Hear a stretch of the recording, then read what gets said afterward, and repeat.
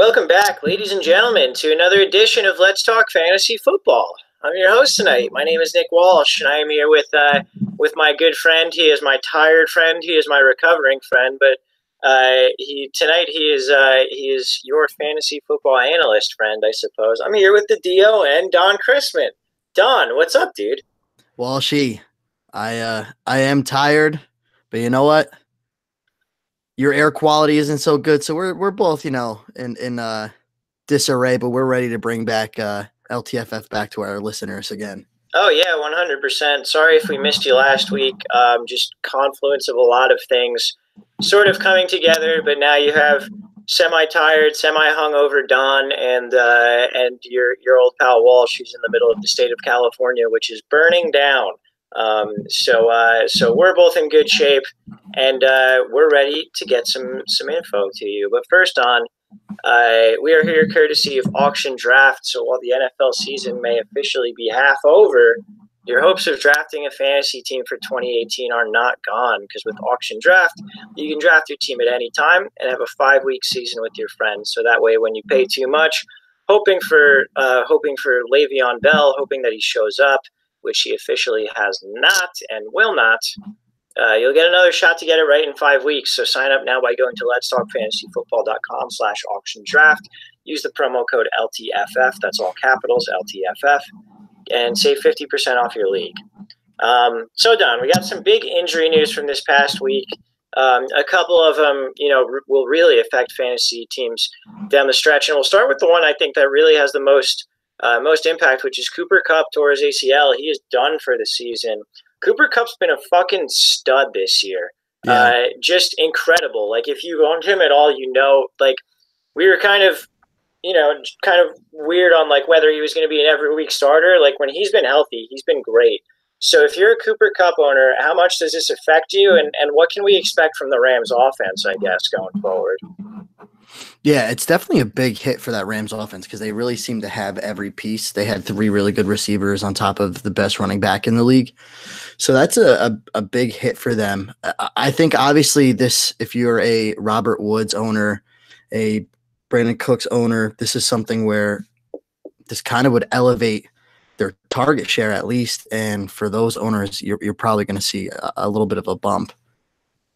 Yeah, I'd agree with that. You get a little bit more out of those guys. I think the interesting thing that this does, or at least that it did in the earlier games that Kupp missed, was rather than bringing in Josh Reynolds and making him their slot receiver to directly replace Kupp, what they've sort of done is kick Robert Woods into the slot and then run Reynolds on the outside. So what you've got is maybe some easier targets, some easier routes for Robert Woods. Brandon Cooks kind of keeps doing the same thing, but Brandon Cooks is a stud anyway, so it doesn't matter. And then I think Josh Reynolds, if your waivers have gone through or whatever, maybe just see if he's available. But I picked up Josh Reynolds in one league so far and have waivers for him in other leagues. I'm starting him this week in this game against the Chiefs with a 62.5 point over under.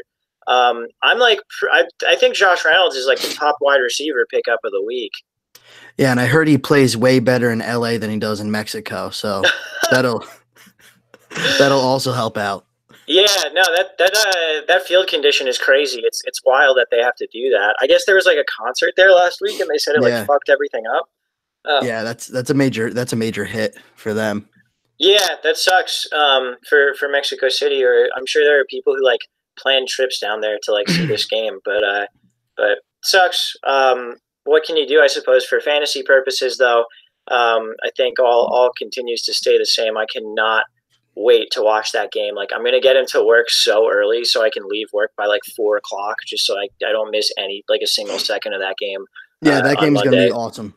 Yeah, it's going to kick ass. All right, Don, let's move on from Cooper Kupp. Let's move to Julian Edelman, who has a foot injury. The last update that I saw is that he's not expected to miss much, if any, time. Now they're on a bye this week, so I think that's why we have this designation here, and we probably won't really know until next week. But it's something to monitor because Edelman's really been a steadying presence for that offense, and certainly a consistent presence for fantasy teams. Definitely. Jakeem Grant and Devontae Parker. We'll do both of those together, both Dolphins wide receivers. Dolphins are another team on the bye this week, so again, we've got some time.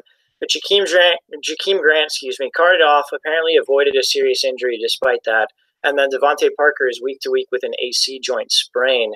I guess the fantasy impact here comes in the other receivers. Like, are you like further in on Danny Amendola or Kenny Stills, who's quietly back to health now because of these, or still just kind of don't care? Can we talk? Can we talk about that? Danny Amendola is the healthiest wide receiver on this wide receiver Dude, core, they've lost everyone at some point during this season besides Amendola.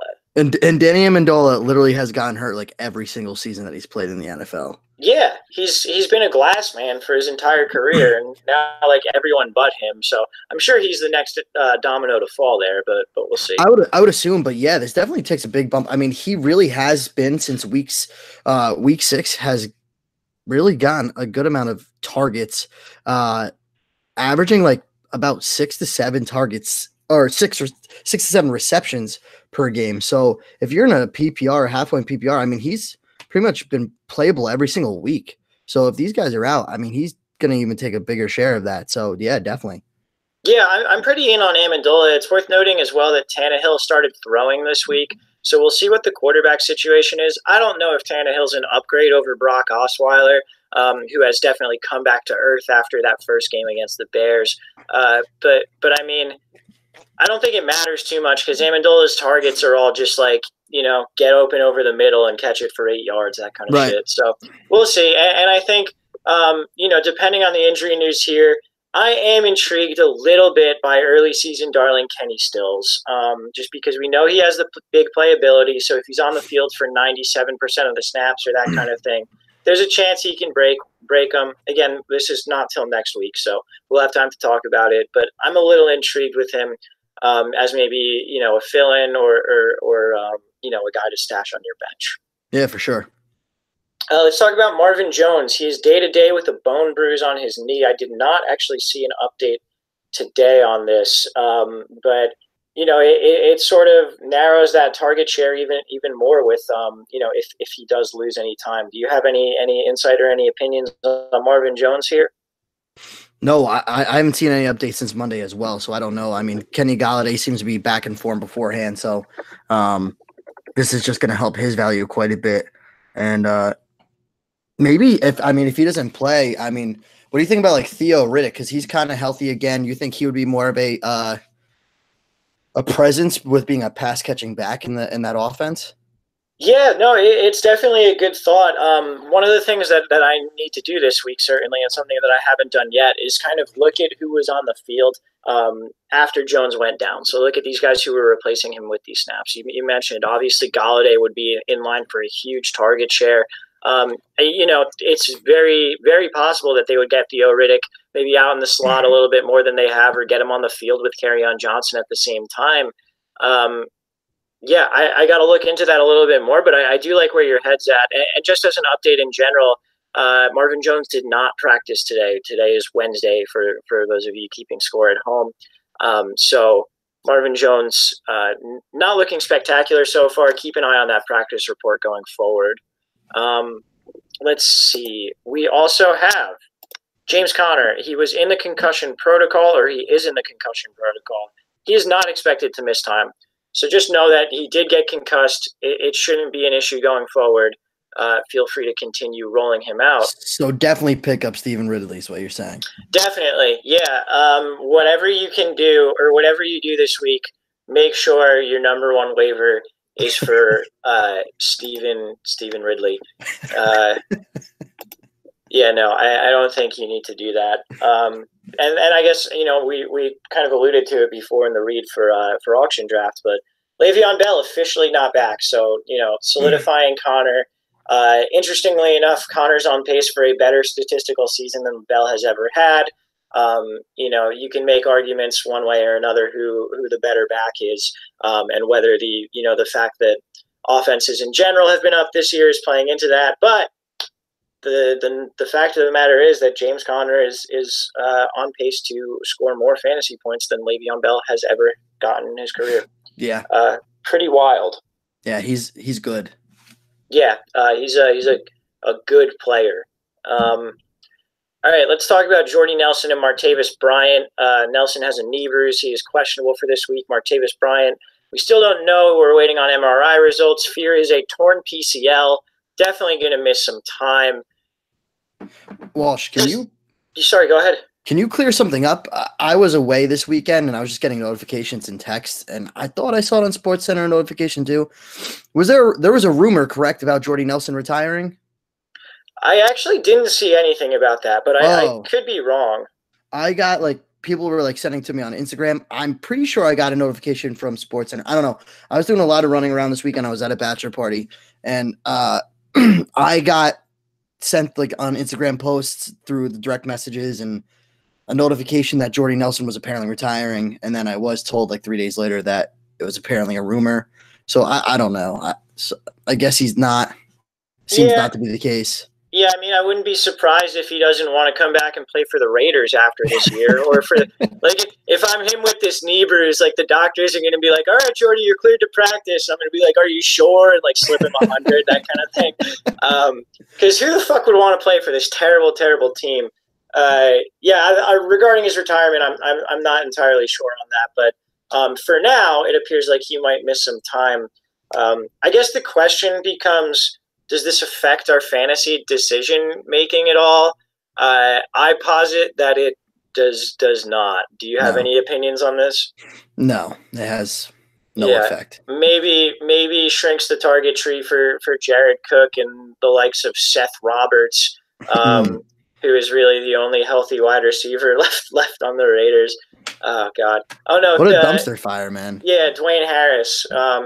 They gave him a jet sweep on 4th and 1 from their 4th and goal from the 1 yard line in the first quarter after a pretty nice opening drive, and that did not succeed. So maybe Dwayne Harris can lead you to fantasy glory with more jet sweeps from the 1 on 4th down. Jeez. That's a really scary thought. I didn't watch that, didn't know about that, and that's not good. Yeah, they're bad. They're really bad. There was a play, just as an aside, there was a play towards the end on 4th down where they were down 2 scores, maybe 4.5 minutes left.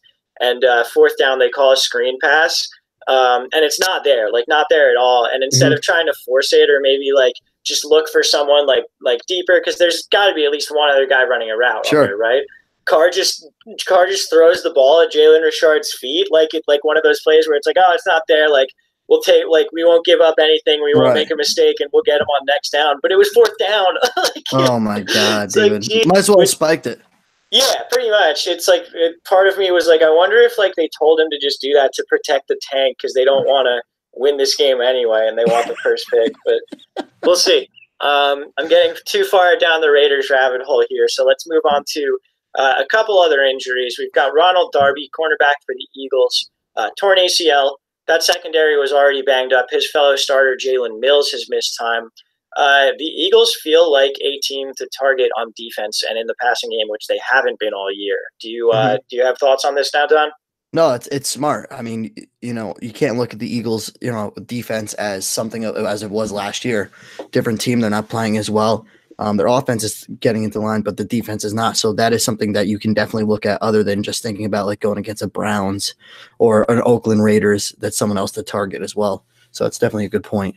And this week they get the New Orleans Saints. So Michael Thomas, have yourself a day. Drake Kirkpatrick, cornerback for the Bengals. He currently has a concussion. He will obviously go through the protocol. The Bengals were really shitty on defense anyway. I don't know if this makes too much of a difference, but the guy who was playing shitty this year, it's now the backup to that guy who couldn't get on the field. So keep that in mind when playing people against the Bengals. Nice. Vinny's happy. Yeah, definitely. Vinny, at the beginning of the year, you remember when Vinny was if the Bengals beat, I think it was the Ravens, he was if they beat the Ravens, then they'll go into this Sunday night showdown against the Chiefs for who's the best team in the AFC, and then they got beat by the Ravens, and then just got their tits fucked by by the Chiefs, dude. But yeah, not great. Vinny's probably a sad guy at this point in the season. The can always dream. Yeah, no, you can. The last injury situation we want to go through is the Des Bryant signing from last week. tore his Achilles in practice. So that was over before it began, and now New Orleans has signed Brandon Marshall. We'll see kind of what his role is with the team. As I said, they play Philadelphia this week. You got any hopes for Brandon Marshall?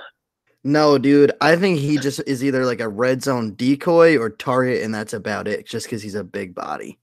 Yeah, that's what makes the most sense to me. You bring him in like when you're inside like the 15-yard line or Yep. whatever, and have him take up a cornerback, that kind of thing. But like, Yeah, watch him have like one Plexico burst Jets game where he has like 3 touchdowns and they're all just 3 targets in the red zone, and he's going to do nothing else for the rest of the season. definitely possible.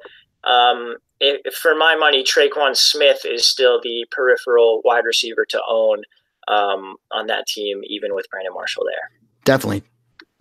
All right, Don, let's get into, or actually, let's take a quick break first. We'll hear from Auction Draft, and then we'll get into some of the interesting performances from Week 10.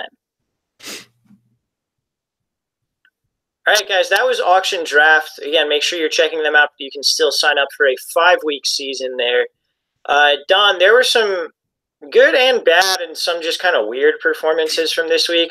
We're going to start with a fucking good one. David Johnson, man. My guy.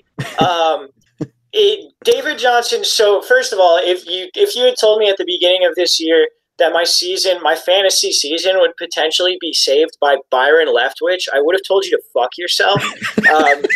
But Byron Leftwich becomes the offensive coordinator for the Arizona Cardinals. Mike McCoy out of here. And Byron Leftwich knows how to use David Johnson. This week he had 21 carries, 98 yards, and a touchdown, 9 targets, 7 catches, 85 yards, another touchdown through the air. This is David Johnson that I thought we were getting this year. I mean, you would think a player like this would make it pretty simple for an offensive coordinator, right? I mean, the guy does pretty much everything. You just got to give him the ball. Yeah. I mean, my rants on this podcast have been well documented about how Mike McCoy needed to be shot out of a cannon into the sun, as it has been. Yeah, and on our group chat every single weekend. Oh yeah, also that you guys have taken a lot of my abuse towards Mike McCoy and Steve Wilkes, which now we're doing okay, and really. I feel like the whole offense, we didn't put Larry Fitzgerald on here, but since Leftwich took over, the leader in targets has been Larry Fitzgerald. He's got 22 of them over the past 2 weeks. That's good enough to make him a playable guy week to week. You've got David Johnson. He's doing what we thought he was going to do at the beginning of the season. And then outside of that, Christian Kirk and Ricky Seals-Jones are both averaging between 6 and 7 targets a game. I don't think that makes Kirk playable at wide receiver, but it makes Seals-Jones a little bit interesting at tight end. I like this Arizona offense, and listen to their schedule the rest of the way, Don. We got Oakland. They're a favorite in that game. Can you believe Arizona is a 4-point favorite at some point this season? So Oakland, Chargers, Green Bay, Detroit, Atlanta, the Rams, and then I think the Seahawks is the last game of the season, but we don't really care about that for fantasy. Yeah. That is a great home stretch for this offense. Yeah, I mean, he really only has maybe 2 slightly tough matchups with the Chargers and the Rams, and they're not even really that good of defenses, and they've given up a lot of points this year. So, yeah, those are both slightly better defenses, but also teams that should be up on the Cardinals, which means they'll have to pass the ball a lot. So, yeah, I'm really excited. If you managed to stay in the hunt with David Johnson. And I think you should be comfortable rolling him out the rest of the way. And I think for some teams that have been hovering around 500, I'm hoping this is me in our league, but for some teams hovering around 500 right now with David Johnson, he might be able to push you over that hump. Yeah, he was able to turn around at the right time, and the way you just rattled off Duke Johnson first with all the enthusiasm, I believe is how every single Johnson owner feels. I know I have him in one league. I drafted him, and then I drafted Le'Veon Bell. So the start of my year was really terrible, and now I'm just really turning up, and it's just the right time to make the corner and put a playoff push in. So we're watching you creep up through our main league there, Walsh, and starting to get a little worried. Although I would love to just see you knock Joe out of the playoffs and make it. Oh, it's gonna happen. It's definitely gonna happen. I have no doubt of it. You're playing him this week? Yeah, I play Joe this week, so Phenomenal. I'm gonna give him a nice kick in the ass this week and put myself up there to beat him. But he did just trade for Ryan Fitzpatrick. You should worry about that. That's true. What was the details of that trade? I didn't actually see this. Sorry, It was for our listeners. I missed it too because so we have this Joe Starr who's in our league who has not made the playoffs once. And has made it, and he's had started off the last 3 seasons thinking he was going to make it, and it's just been he somehow falls ruins off a it cliff, every single time. So Shrek traded Ryan Fitzpatrick for Alshon Jeffrey. This was a very typical Joe move. Straight up. Yep, straight up. Jesus Christ! It's so easy to stream quarterbacks in that league. It's been. I've seen. How long was Andrew Luck on the wire? Yeah. Russell Wilson's been on the wire for some time. It's kind of crazy. Yeah, it's insane how easy it's so easy to stream quarterbacks in this league because no one gives a fuck. Like Jesus Christ, Joe just murdered himself. All right, anyway, let's move on to some more interesting performances. Nick Chubb went insane this week. Good. Yeah, 20 carries, 176 yards, and a touchdown. And got involved in the pass game, too. 3 targets, 3 catches, 33 yards, 1 touchdown through the air as well. And for perspective relative to Duke Johnson, I know the game script was right for Nick Chubb, but 79% snap share, 32% for Duke Johnson. What do you think about Nick Chubb going forward, man? He's a must-play every single week. Yeah. I think that's the easiest way to sum it up, right? He's very good, and obviously they drafted him because he is good, and they moved Carlos Hyde because they knew what they had. So he's good. They believe in him, and he's an every week start at this point. Yeah, his slight involvement in the pass game, I don't know if I'm going to buy into that completely yet. But even when he's not getting passing down work, he's talented enough with the carries that he gets, and also they're pretty committed to giving him a decent amount of carries. So even in bad game script, he's been having usable games because he either gets in the end zone or he's talented enough to get you maybe 95 yards on the ground. Nick Chubb's an every week starter, no doubt about it. Let's move on to Aaron Jones, who you're gonna win that bet that we made, rightfully so. I will get you that $100. Talk to me about Aaron Jones and the week he had this past week. Yeah, Aaron Jones. Again, we've been talking about it. He's just a very efficient runner. 15 attempts, 145 yards, 2 TDs. Again, he averaged 9.7 yards a carry. This guy averages his career well over like 5 yards a carry. He's a very efficient runner. It's about time that they did it because their offense looks just more complete with having a running game like that. So having Ty Montgomery leave and just giving it the Aaron Jones, Jamal Williams, just tandem of 2 makes it very easy for them to play Aaron Jones a lot more, so less distraction. Yeah, definitely. And in terms of the snaps and the usage, since Montgomery left, it's really been Jones just sort of soaking up Montgomery's usage and Williams' role, being diminished even more, as it should be at this point. Yeah, I actually have him. I'm playing him this week. For those that are wondering, if this is something that you can lean on, because it's been very up and down. Seattle's defense is actually not good against the run at all.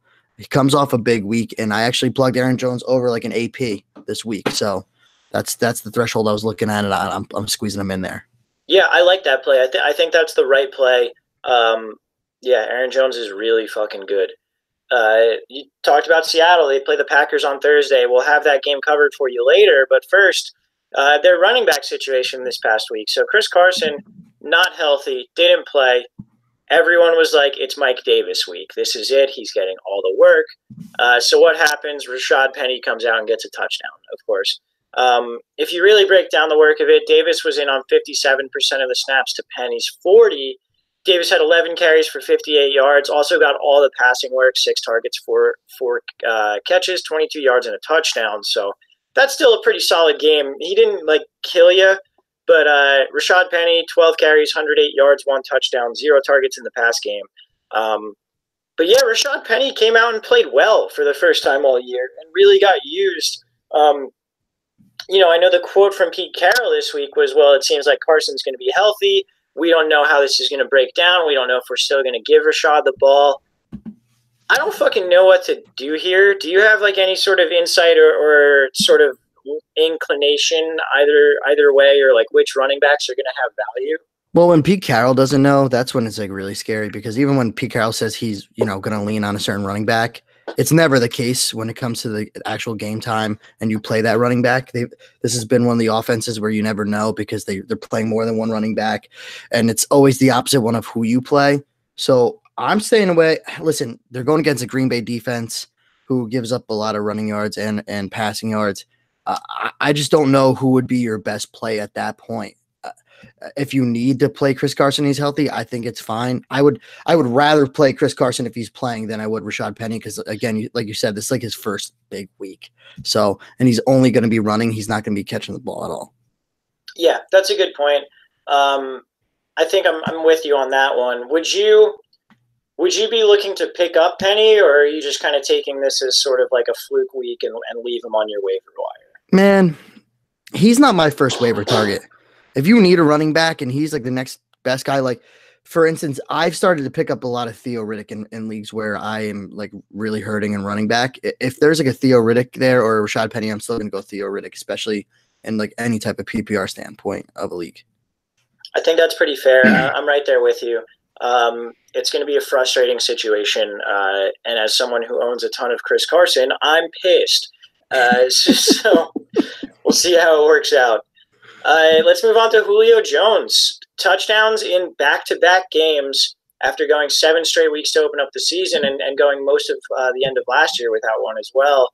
So what do you think, Don? Is this are we trusting that Julio's a touchdown threat now? I mean, he got a red zone look this week even. I don't know. He only finished with 3 touchdowns last year. The only thing that's promising is it's 2 weeks in a row. I mean, the guy went for you owners 8 weeks in a row because he had a bye week 8 without getting any touchdown. This really puts, I'll tell you what, though, it really puts Julio as a fantasy manager and having him to like that next level of like being able to solidify a win because he's already so good, especially in PPR leagues with all the catches that he does catch and all the yards he gets. I mean, he's already got over 1,000 yards receiving and we have so many weeks left. So that touchdown really just puts him at another level. I really hope so, but I won't. I'll temper my expectations at this point, though. But it is nice to see 2 back-to-back touchdowns. Yeah, I mean, either way, even if he doesn't, like, he's still a fantasy asset for you. But we knew touchdown regression like would have to come at some point for Julio, right? Right. So absolutely. I mean, I would think it would be. I don't think he's going to score a touchdown a game. But what week are we on now? Week 11. So you've got 6 more games from Julio, or I guess 7 more games from Julio, 6 more during the fantasy season. Like, I don't think 4 more touchdowns is like unrealistic. I would love 4 more touchdowns. Yeah, I'd take that in a heartbeat. So I mean, listen, the guy is already with over 1,000 yards receiving. At some point, he's got to catch a touchdown. Yeah, for sure. All right, let's go from finally getting touchdowns to a guy who's been unexpectedly scoring touchdowns all fucking year. Tyler Lockett scored his 7th touchdown of the year. Do you like? He's a guy I own a ton of, and he's so frustrating because like he's got such a low floor, but he keeps scoring these touchdowns. But like my dumb math brain is like, yo, at some point this has to stop, right? Yeah. So this is like the Will Fuller of this year. I mean, obviously not with the upside of Will Fuller because Will Fuller can just go out for crazy games, but Tyler Lockett's giving you with that touchdown. I mean, he's giving you very solid to great weeks, like almost every week because of these touchdowns that he's catching every week. It's not off of a lot of targets, like you said, but it's like he's consistently scoring and doing what he can with the like 2 to 3 targets he's getting a game. Yeah, it's I'll kind of spoil some of the Green Bay Seattle preview right now to just kind of illustrate how I feel about Lockett, but they've got this 3-headed receiving core between Tyler Lockett, Doug Baldwin, and David Moore. All 3 of them are getting somewhere from roughly like 2 to 7 targets a game. And then 1 or more of them gets a TD based on, where Russell Wilson is going or whatever else. I think it's just so hard to predict who the touchdown goes to, and it's been Lockett so many times. But like Lockett only has 5 red zone targets on the season. He has more touchdowns than he has red zone targets. Like that is wild. It's really fucking wild. And it doesn't seem like something that's sustainable at all. I mean, like, but brings a lot of balance to your team. Yeah. God, man. It's one of those where I'm going to keep saying that, and then he's just going to keep scoring touchdowns. And, like, it'll be like, hey, man, like, you told me not to play him because he was going to stop scoring touchdowns. And then he finishes with, like, 13 touchdowns on the season. But yeah, I just think the take you have to do is almost like when Albert Wilson was still alive with Miami, and, like, he was just making crazy plays. He was just making crazy plays with Miami, but it was every week, and you're just like, you just have to continue to ride the hot hand. I mean, we're going into week 11, and Tyler Lockett has panned out about every single week for you, really. I mean, are you going to really start sitting him now, until you see a trend of, this is not working out anymore? Yeah, I guess ride that horse till it dies, right? Yeah, I mean, the only thing I would worry about is, like, if you make the playoffs and he's someone that you need to play during that time, where this could be a time where he finally does regress. Yeah, it's a tough one. It's going to be a tough decision, and it's not a black and white decision because it just depends on bye weeks and roster construction and injuries and matchups and all these things. So, I mean, like, for me with these types of players, it always ends up, like, where the weeks I need him, it feels like he doesn't score, and then the weeks that, like, I'm like that I have enough other plays to sit Tyler Lockett, then he does. But it is what it is. Let's move on to Davante Adams. He's currently averaging a touchdown a game. Do you think that kind of pace is going to hold up? It's almost like what year was that Randall Cobb went off for those crazy touchdowns? Was that like 14 or 2015? Something like that. And then in the year before it, I think, was the James Jones 14 touchdown season. Yeah, it was. So it's more of a Packer trend. And overall, Davante Adams is the best receiver out of those three. Even though Cobb, is already a Packer legend, I love him, but Adams is overall the more complete receiver. Listen, he's averaging a touchdown a game. There's obviously got to be some regression, but now these receivers aren't healthy. So again, Rodgers is going to look for Davante Adams, and it's Aaron Rodgers throwing him the ball. So he's going to hit his man when he wants to hit his man for the most part. So it's awesome. So it's really cool. I don't know if you can expect a touchdown every single game, but maybe you can at this point. Because whenever he's not scoring, the next week he's scoring 2 to make up for it. Yeah, Davante Adams finishing with 16 touchdowns this year would not surprise me at all. He's the number one receiver for Aaron Rodgers. He looks to him in the red zone. He's a guy you're playing every single week, and he has that huge touchdown upside every single week. So I'm completely on board with everything you're saying there, pretty much. Cool. Mark Ingram this past week had a better week than he has in the past couple. Kind of went off. He had 104 rushing yards on 13 carries, got a touchdown. Do you expect this sort of thing to continue going forward, or will it swing back to Kamara, do you think, going forward? Yeah, I don't know. I mean, listen, the Saints offense is the most complete it's been in a long time. They're really on a roll, and one of the Super Bowl favorites going, other than the Rams, for the NFC. So I don't know. Kamara had a great game too. I just don't know. I think overall, Kamara owners should feel a little bit more comfortable than Mark Ingram owners should. But here's another week where both these guys dominate. I just don't know what to expect going forward. I mean, I think they're definitely must plays at this point every week. I think Ingram. I don't know what to expect. I don't own any of him, but I think there could still be mediocre weeks up ahead.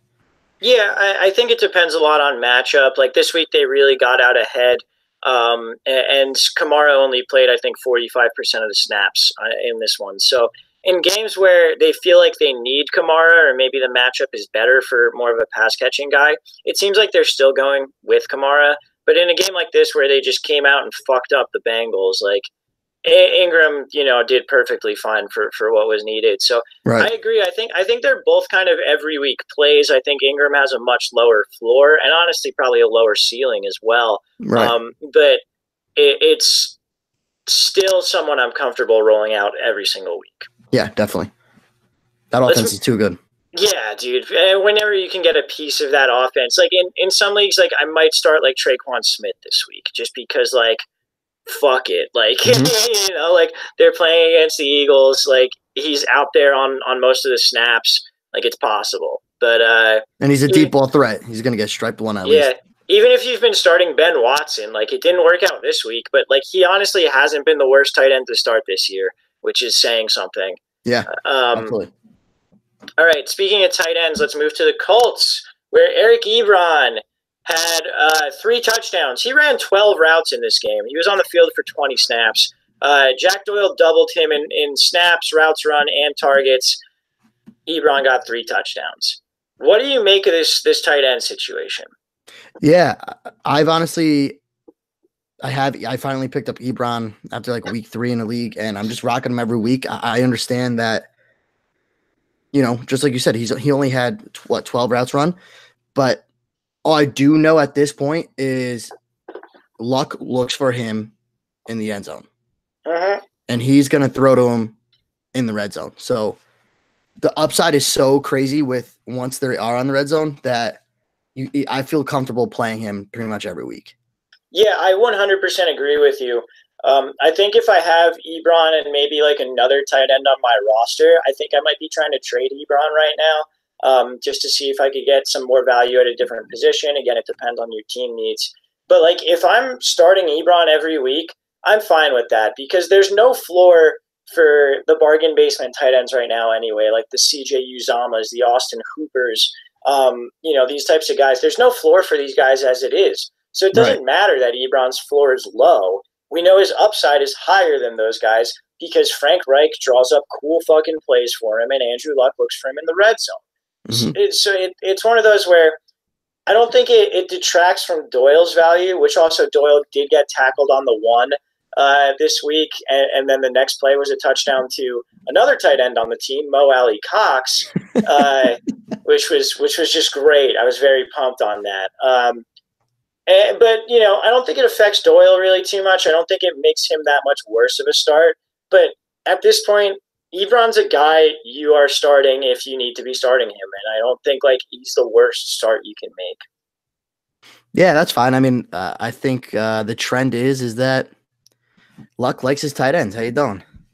Yeah, that's you hit it, man. Let's move on. Leonard Fournette, first week back here, and they didn't ease him in. Tell me about his week here, Don. Dude, they already put him in for 24 carries, which he got 53 rush yards and a TD.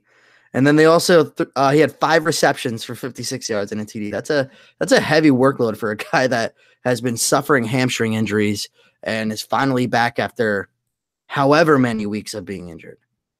Yeah, it's pretty crazy. We kind of wondered if Yeldon and Hyde would have roles in this offense, and the answer is no.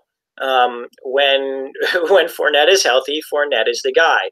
It's when he's not healthy is the issue. So if it's similar to David Johnson, if you're still in contention and you have Fournette, good for you because he'll be an asset for you going down the stretch and might help you with the playoff push. Yeah, if there's one thing you need to know is that Doug Marrone loves 2 things: bologna sandwiches and running the shit out of Leonard Fournette when he's healthy.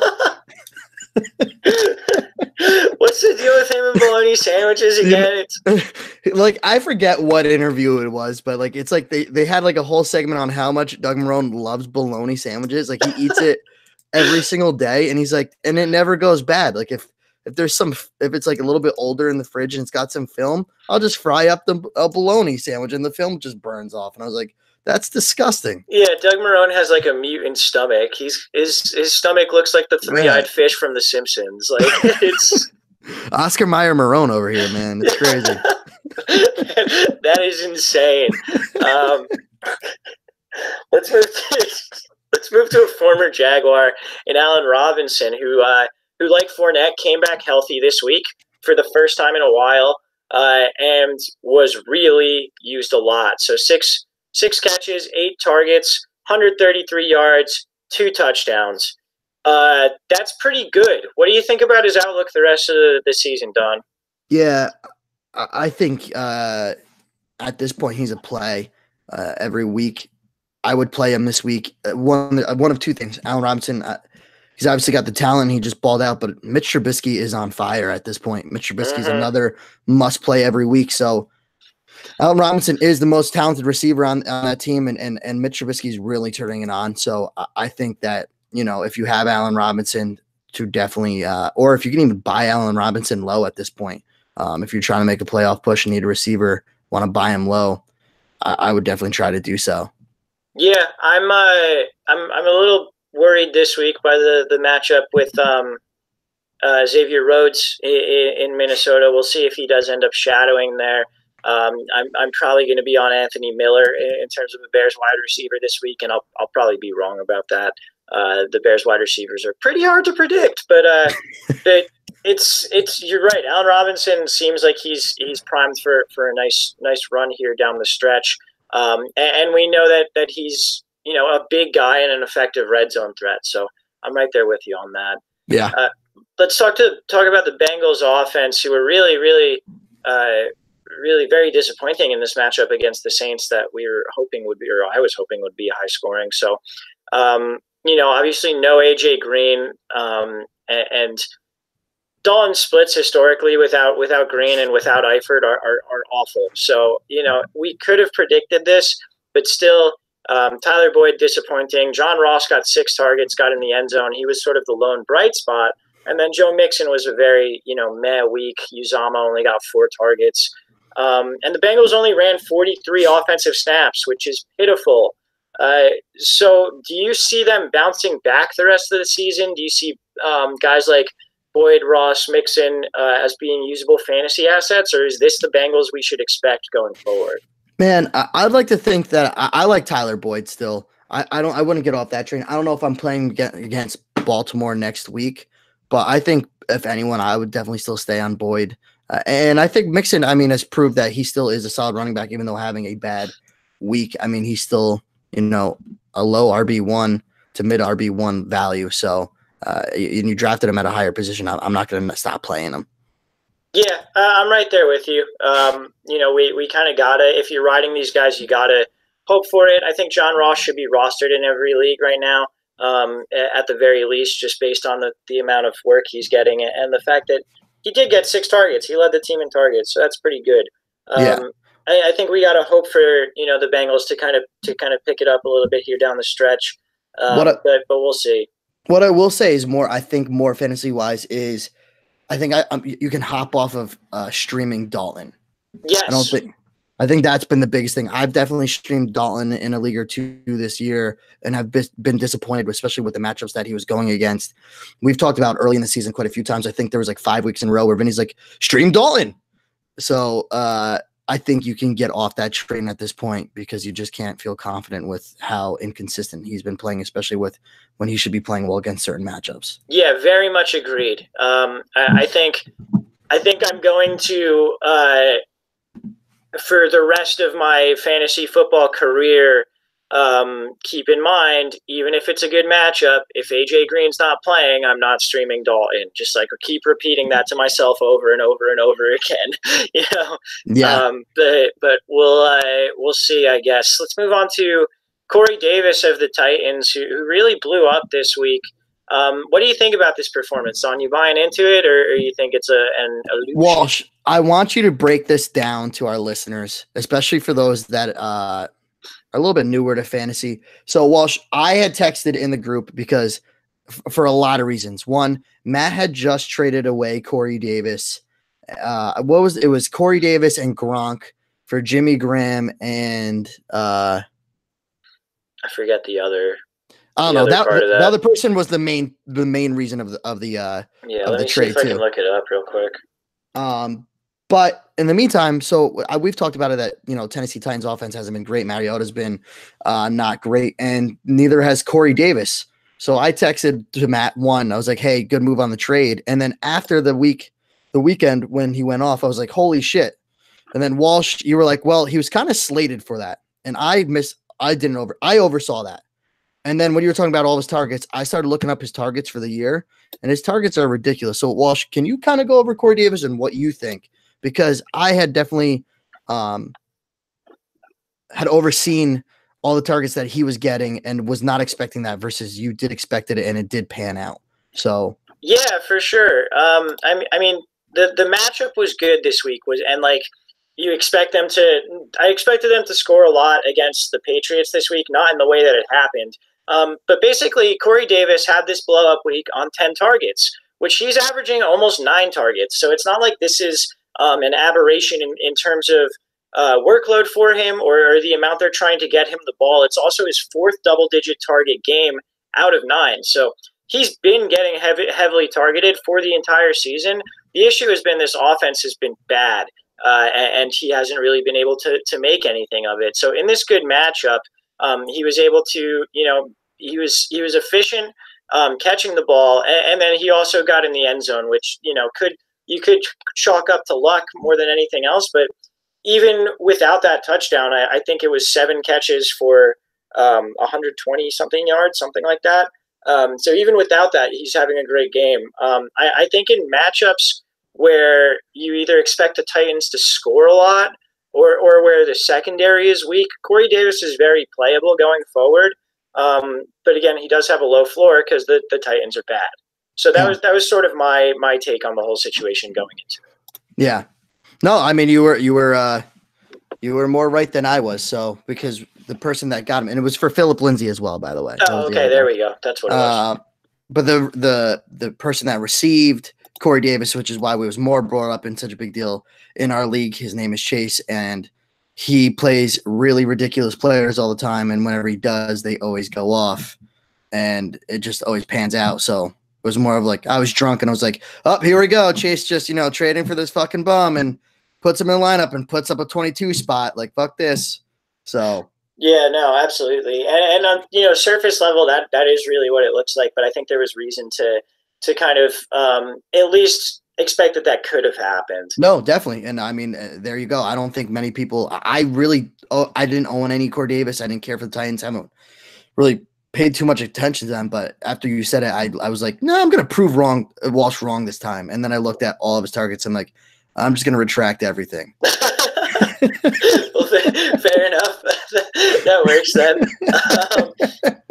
And then the last player we put down here under interesting performances was, and this is Don's exact note, is that Deshaun Jackson likes strip clubs - he's cool.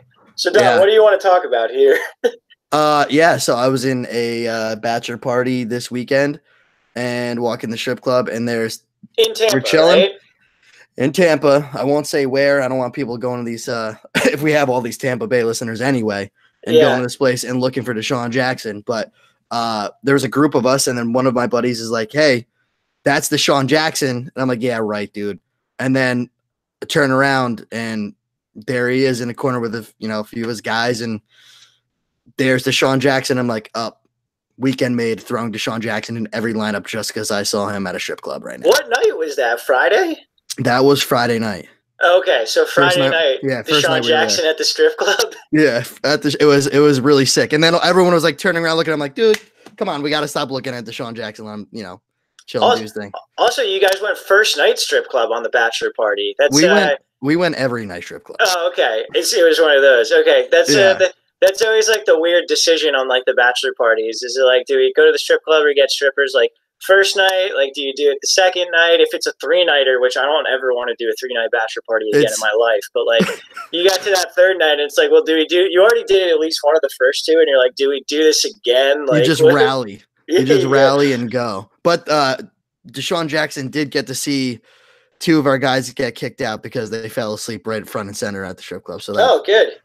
So he did get to watch that. So not only does he put on shows for us, but we put on shows for him. There you go. That's giving back to the football players that we love so much by getting kicked out of strip clubs for falling asleep. We're real charitable here. All right, Don. With that being said, let's talk about the Thursday night game. We got Green Bay at Seattle. The line here was a bit surprising to me. Seattle's a 2.5-point favorite. The over/under is 49.5. I know they're at home and 12th man and CenturyLink and all that stuff, but like I probably gonna bet the Packers here. I don't know. Do you have an opinion on the outcome of this game? No, I think it makes sense. One, ever since like the fail Mary, Seattle for the most part, it's really been like actually really other than our NFC or our rival divisional wise, it's probably been one of our biggest NFC rivals as it is. So they always have played tough. I ultimately would like to say Green Bay is going to win, but again, like you said, they're going into Seattle, which is always tough to play. Green Bay is 4-4-1 right now, but I think we're about to be on a roll where we should beat Seattle. I would, without a bias, I would take Seattle. I would take Green Bay to win. Okay. Yeah, I just feel like Green Bay's offense is really hitting its stride with sort of freeing Aaron Jones and MVS really ascending into this role that he's got. And so let's go right into Green Bay. I mean, you can go a bit deeper than I'm going right now, but I think Green Bay's easy right now. Even if Randall Cobb goes, I'm playing Rodgers, Jones, Adams, MVS, and Jimmy Graham. I'm playing all of them no matter what, pretty much, and I'm not playing anyone else. Yeah, I agree with everything besides Jimmy Graham. Okay. Seattle has only like given up one good tight end performance this year, actually. So I think it's going to be, and Jimmy Graham unfortunately has been very hit or miss. He has a decent game, and then he has a very low floor game. So Jimmy Graham, I mean, he doesn't really get as many targets as he really like. He does have some touchdown upside, but I think it's going to be a lot of Aaron Jones. I think it's going to be definitely Devontae Adams. MVS has really turned it up. I think actually you might see some more Equanimous St. Brown, but that's in a very deep league, and I don't think you need to start him anywhere. But with Randall Cobb being out, Geronimo Allison on IR, I think Equanimous St. Brown seems to be the next guy up. So I wouldn't doubt if he had actually like a solid fantasy performance, but I wouldn't say go pick him up and play him. But I think it's really going to be Adams, MVS, Aaron Jones, and obviously Rodgers. Okay. Yeah, I like what you're saying there. It definitely makes a lot of sense. On the Seattle side of the ball, we alluded to this a lot earlier, talking about the running backs and the wide receivers here. But for me, Wilson's a stud. The rest of it is a mess. Yeah, so I mean, it's funny. So I've kind of been, and I'm sorry, Shrek, but I've kind of been watching Shrek kind of fail with the quarterbacks lately since he dropped Russell Wilson right at the time that Russell Wilson again turned it around last season. Because I had dropped Russell Wilson in the league around the same time last season in a different league. He's like a second half quarterback where he goes berserk. So he's going to turn it on. Green Bay's a defense, even though they had a good week against Miami, they're still susceptible to the run and the pass game. So if I have Tyler Lockett, I'm playing him. I think if Chris Carson plays, I'm probably going to play Chris Carson against Green Bay as well. It's a toss-up of who's going to play well with Baldwin and Moore. You would think it would be Baldwin, but I mean, he really hasn't done that much this year other than he's getting, like you said, about 7 targets a game. So I think the safe play is Lockett and Carson if Carson plays, and then it's a flip of a coin with Baldwin and Moore. Okay. Yeah, that's fair. And no tight ends. Their tight ends are already up in the air, and the only thing that Green Bay can defend is actually the tight end.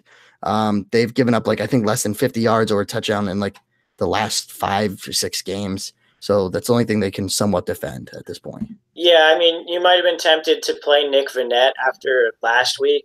He turned in a performance where he caught a touchdown but didn't really get the targets after getting 8 the week before. Yeah. It's tough because he's splitting snaps with Ed Dixon. They're not, they don't have that much passing volume to begin with. Like Russell Wilson isn't just chucking the ball around every single week. He only threw the ball 26 times in what ended up being a close loss. Like you expect sort of a close game where Seattle scored 31 points. You'd be like, Russell Wilson threw the ball 41 times. Nope, 26. So the volume is difficult there. Definitely not for tight end. The volume for me is just difficult for everyone else. But I agree with you that Lockett should be the number 1 ranked receiver out of the Seahawks receivers.